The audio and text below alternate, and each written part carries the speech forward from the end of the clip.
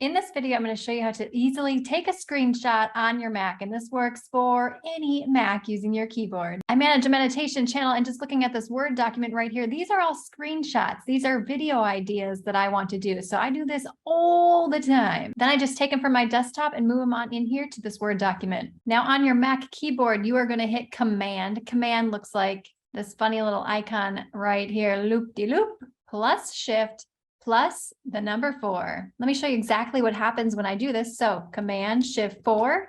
See how my red icon right here changed to an arrow? Yes. So you're going to use this to encompass the space that you want to screenshot. So let's go ahead and screenshot this Command Shift 4. You can see I'm just dragging it using my cursor. And it will make a little picture sound. Now mine saves to my desktop. Let me show you. I'm just going to drag it on over right here. And there's a screenshot that we just took. Again, that's Command Shift 4. If you want to learn how to grow your YouTube channel, make some money with your efforts, click the video on screen now, thumbs up, subscribe, and I will see you, my friend, in the next one.